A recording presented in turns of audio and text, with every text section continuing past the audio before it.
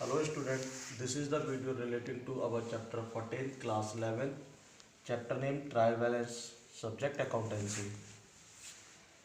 In last video हमने पढ़ा था about the opening balance and closing balance of the trial balance कि what is the use of opening balance and closing balance of the trial balance. Trial balance में opening balance और closing balance का क्या use होता है और उसको कैसे मेंशन किया जाता है इन ट्रायल बैलेंस. अब हम पढ़ेंगे about the preparation of trial balance by using suspense account. हम ट्रायल बैलेंस को तैयार कर रहे हैं सस्पेंस अकाउंट को यूज़ करके. अब सस्पेंस अकाउंट होता क्या है, पहले तो हम सस्पेंस अकाउंट के बारे में जान लें. सस्पेंस अकाउंट क्या है? In case of the trial balance does not tally, अगर हमारा ट्रायल बैलेंस टैली नहीं कर रहा है, that some errors have been committed in the essential to located rectifies and such errors, otherwise the final account of the financial statement cannot be prepared correctly. मतलब कहने का means क्या है कि कभी कभी क्या होता है कि हम जब अपना ट्रायल बैलेंस पोस्ट कर रहे होते हैं तो उस टाइम में जो हमारा टोटल होता है वो इक्वल नहीं आता है और हमें ये भी नहीं कंफर्म होता है कि वो किन वजह से किस रीजन से वो एरर्स कमिटेड हुए एरर्स हुए हैं उसमें इन ट्रायल बैलेंस कि वो क्या ऐसी वजह है जिनकी वजह से ट्रायल बैलेंस टैली नहीं कर रहा है, टोटल टैली नहीं कर रहा है, इक्वल ही नहीं कर रहा है और उसकी वजह से हमारा यहाँ पर ट्रायल बैलेंस का आंसर प्रॉपर नहीं आ रहा है. तो वो रीजन्स हमें ऐसे एग्जैक्टली पता नहीं चलता. हो सकता है हमने जर्नलाइजिंग में कहीं मिस्टेक कर दी हो सकता है हमने लेजरिंग में कहीं मिस्टेक कर दी हो सकता है हमने क्या नाम है ट्रायल बैलेंस की पोस्टिंग में डेबिट की जगह क्रेडिट कर दिया हो, क्रेडिट की जगह डेबिट कर दिया हो या लेजरिंग में कोई मिस्टेक कर दी हो. तो एग्जैक्टली हमें पता नहीं रहता कि वो प्रॉब्लम कहाँ से राइजेस हुई है. तो उसके लिए हमें क्या करना होता है, उसके लिए हमें क्या एक सिंपल सा जितना भी हमारा डिफरेंस आता है between the debit balance and credit balance, जो भी डिफरेंसेस आता है वो हम सस्पेंस के नाम से मेंशन कर देते हैं. जब भी हमें वो एरर क्लियर हो जाती है, एरर मिल जाती है, तो उस एरर से उसको हम एक एंट्री पास करके उस एरर को ओवर कर देते हैं, फिनिश कर देते हैं. तो इसके लिए हमें क्या नाम है, तो इस तरह से हम हमारा सस्पेंस अकाउंट क्लियर हो जाता है और सस्पेंस अकाउंट का पॉइंट हमारा क्लियर हो जाता है. तो ये हमारा कहीं ना कहीं एरर्स को शो करता है कि हमारे क्वेश्चन में जो सोल्यूशन हम कर रहे हैं, या तो हमने कहीं ना कहीं जनरल में एंट्री पोस्ट करने में मिस्टेक कर दी है या लेजरिंग में हमने कहीं मिस्टेक कर दी है, और लेजर नहीं तो हमने ट्रायल बैलेंस की पोस्टिंग में मिस्टेक कर दी. कहीं ना कहीं कुछ ना कुछ मिस्टेक हमसे हुई है, उस केस में हमारा अकाउंट टैली नहीं करता है. तो कहने का मीन्स ये कि हम जब इस तरह से सस्पेंस वगैरह हमारा आता है तो उसको हम सिंपल सा उसमें सस्पेंस अकाउंट के नाम से मेंशन कर देते हैं. और जब हमें वो सस्पेंस क्लियर हो जाता है, वो डाउट क्लियर हो जाते हैं कि किन वजह से हमारा एरर आया था, किस वजह से हमारा ट्रायल बैलेंस टैली नहीं कर रहा था, तो उन अगर उसके रीजन्स क्लियर हो जाते हैं तो उस रीजन्स को हम उसमें मेंशन कर देते हैं. और अगर हम ये सारी चीज़ें नहीं करेंगे तो उस कंडीशन में जो हमारा फाइनेंशियल स्टेटमेंट बनता है, ट्रेडिंग P&L और बैलेंस शीट, जो फाइनेंशियल स्टेटमेंट हम प्रिपेयर करते हैं वो एग्जैक्टली आंसर नहीं देगा जैसा कि हमें रिक्वायर्ड है फॉर द आंसरिंग. तो उसके लिए हमें सिंपल सा मेंशन करना पड़ेगा उसको सस्पेंस अकाउंट. तो कहने का मतलब in such a situations to avoid delay in the preparation of the financial statement, the amount of the differences of the trial balance put in a newly opened account, that's called the suspense account. अभी जैसे मैंने बताया था कि हम क्या करेंगे, उसको डेबिट और डेबिट का टोटल कम होगा तो डेबिट के टोटल के हिसाब से, क्रेडिट का टोटल कम होगा तो क्रेडिट के टोटल के हिसाब से क्या लिखेंगे, सस्पेंस का नाम मेंशन करके और उसमें उतना अमाउंट मेंशन कर देंगे. अब हमारे पास में एक क्वेश्चन है, उस क्वेश्चन से हम प्रिपेयर कर रहे हैं, ट्रायल बैलेंस प्रिपेयर कर रहे हैं. अब उसमें हमारे कुछ पॉइंट्स गिवन है, उसके बाद भी हमारा जो अकाउंट है वो टैली नहीं करेगा. अगर हमारा अकाउंट टैली नहीं करेगा तो उस केस में हमें क्या करना पड़ेगा, उसको रेक्टिफाइड करना पड़ेगा. ठीक है, तो हमारा क्वेश्चन जो है उसको देख लेते हैं कि क्या पॉइंट है, कैसे कैसे हमें पोस्टिंग करनी है उसको वन बाई वन, और उसके बाद में फिर फाइंड आउट करते हैं एग्जैक्टली क्या प्रॉब्लम्स आती हैं. ठीक है, सबसे पहले हमारा यहाँ पर पॉइंट है, point number 1, opening stock.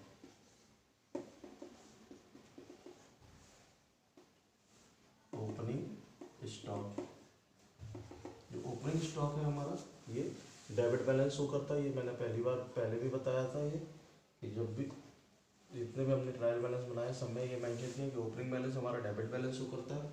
Next point आता है हमारा सेकंड पॉइंट, कैपिटल। कैपिटल जो कैपिटल होती है वो हमारी लायबिलिटीज होती है, और ये हमारा क्रेडिट बैलेंस शो करता है। कैपिटल का अमाउंट हमारा कितना होता है, 5000 है इसमें क्वेश्चन में। ये क्वेश्चन मैं भेज दूंगा वीडियो के साथ। थर्ड पॉइंट है हमारा मशीनरी। मशीनरी अकाउंट, ठीक है। कैपिटल अकाउंट लिख सकते हैं हम इसको, ओपनिंग स्टॉक अकाउंट लिख सकते हैं। तो मशीनरी अकाउंट, मशीनरी अकाउंट जो है हमारा शो कर रहा है 4000 का, और ये मशीनरी हमारी एसेट्स है। एसेट्स हमारी डेबिट को रिप्रेजेंट करते हैं, ठीक है। नेक्स्ट पॉइंट आता है हमारा फोर्थ पॉइंट, बिल्स रिसीवेबल।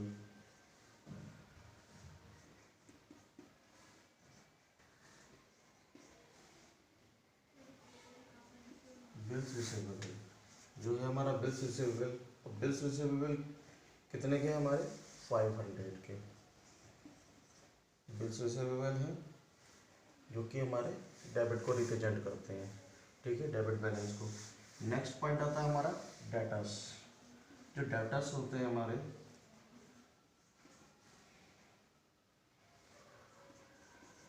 जो डेटर्स होते हैं ये भी हमारे एसेट्स को रिप्रेजेंट करते हैं, और एसेट्स हमारी डेबिट होती हैं। डेटर्स हैं हमारे 1000 के। नेक्स्ट पॉइंट आता है हमारा क्रेडिटर्स, 6 पॉइंट है हमारा क्रेडिटर्स। जो क्रेडिटर्स हैं वो हमारे लायबिलिटीज को रिप्रेजेंट करते हैं, और इसका बैलेंस है हमारा 600, ठीक है। नेक्स्ट पॉइंट आता है हमारा बैंक ओवरड्राफ्ट। 7th पॉइंट है हमारा बैंक ओवरड्राफ्ट।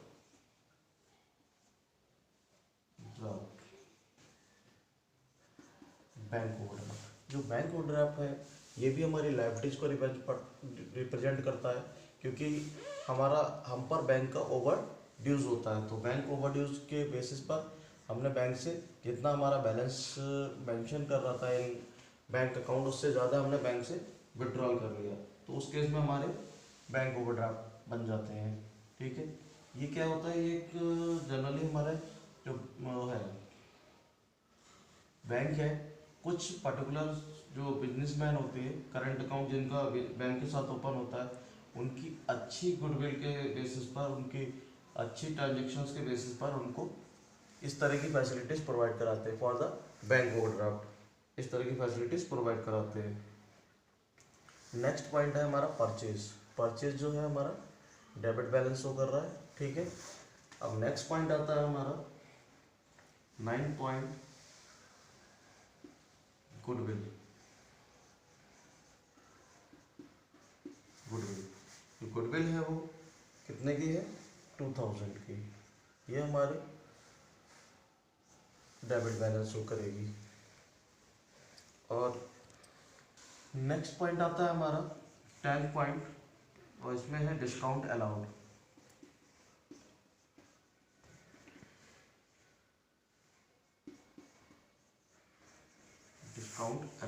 डिस्काउंट अलाउड जो है हमारा वो 30 रुपीज़ का, और ये हमारा डेबिट को रिप्रेजेंट करेगा। नेक्स्ट पॉइंट आता है हमारा 11th point, sales account.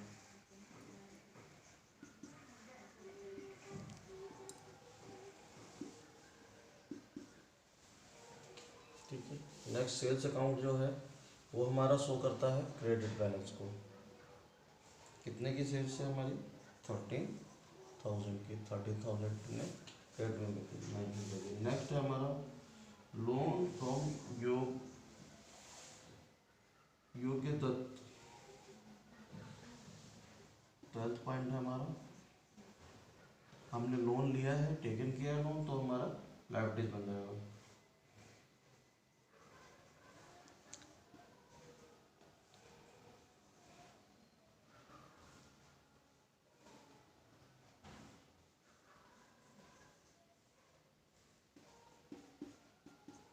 Loan taken किया है तो लोन हमारी क्या बन जाएगी, लाइबिलिटीज बन जाएगी, कितने की, 8,000 की।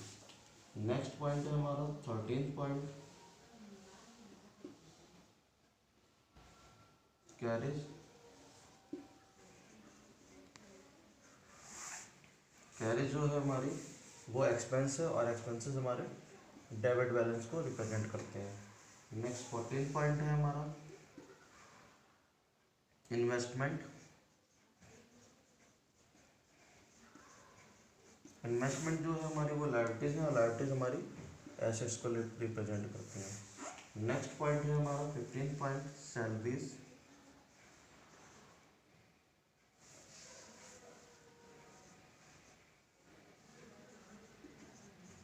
सैलरीज, जो सैलरीज है हमारी वो एक्सपेंसेस है और ये हमारी एसेट्स को, सॉरी डेबिट बैलेंस को रिप्रेजेंट करेंगे सॉरी, ठीक है। नेक्स्ट पॉइंट है 16 पॉइंट, ये हमारा सेल्स रिटर्न। जो सेल्स रिटर्न है ये हमारे डेबिट को रिप्रेजेंट करेगी, क्योंकि सेल्स हमने किया था तो हमने क्रेडिट किया था, अब रिटर्न हुआ है तो वो वापस डेबिट हो जाएगा, ठीक है। नेक्स्ट पॉइंट आता है हमारा 17 point interest.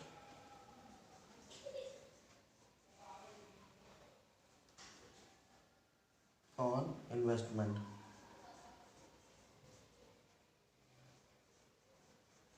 Interest on investment,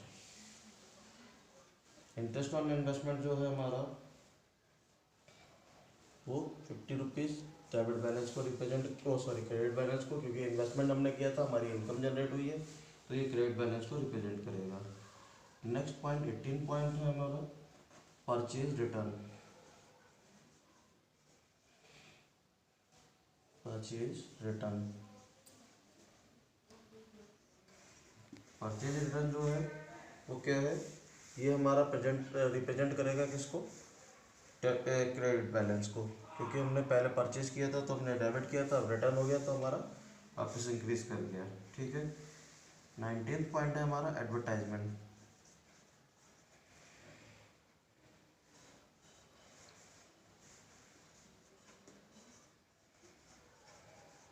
advertisement,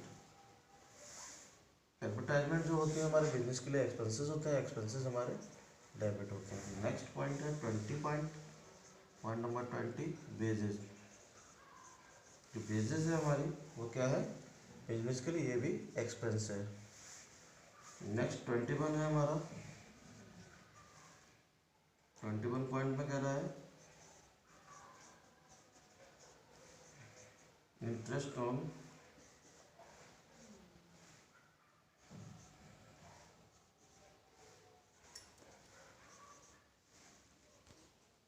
loan. Loan पे हमने इंटरेस्ट को किया है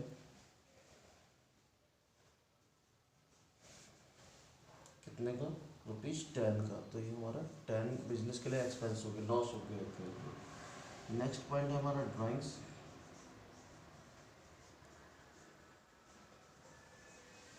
ड्राइंग्स जो है बिजनेस के लिए डिक्रीज करता है कैपिटल को, ठीक है, तो इसलिए हमारा डेबिट आएगा। अब नेक्स्ट टोटल मेंशन करेंगे, जो टोटल हमारा आएगा इसका डेबिट और क्रेडिट का, वो टोटल कितना कितना आ रहा है, इधर का टोटल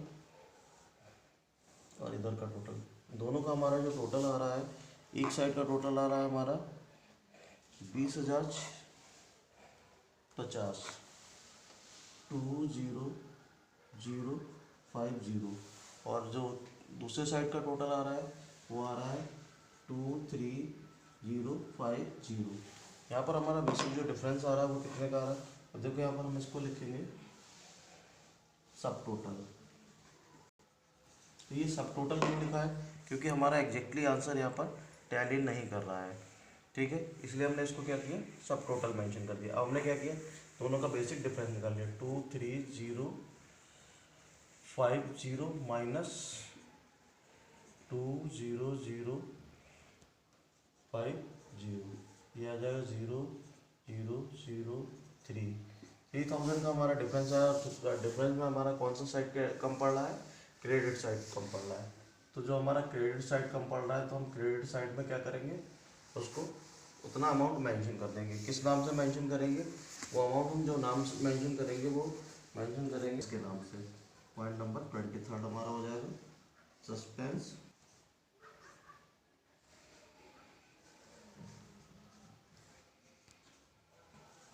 डिफरेंस। ठीक है, सस्पेंस अकाउंट डिफरेंस। कितने का डिफरेंस सस्पेंस था? 3000 का। अब जो टोटल आएगा वो एग्जैक्टली हमारा ट्रायल बैलेंस का टोटल हो जाएगा। जो फाइनली हमारा जो टोटल बनकर आ रहा है वो कितना आ जाएगा? ये आ जाएगा यहाँ पर हमारा टोटल आएगा 23050 और इसका भी टोटल आ जाएगा 23050। तो ये इसका टोटल आ गया और ये हमारा फाइनल आंसर हो गया। तो कहने का मीन्स यहाँ पर क्या होता है कि जो हमारा सस्पेंस होता है हमने ट्रायल बैलेंस मेंशन किया, ट्रायल बैलेंस हमारा टैली नहीं किया, दोनों के टोटल इक्वल नहीं है, क्योंकि हमारे जो ट्रायल बैलेंस का होता है वो दोनों का आंसर टैली कर रहा होता है। अगर हमारा आंसर टैली नहीं कर रहा है इट मीन्स हमारा कहीं ना कहीं सस्पेंस है, कहीं ना कहीं डाउट है।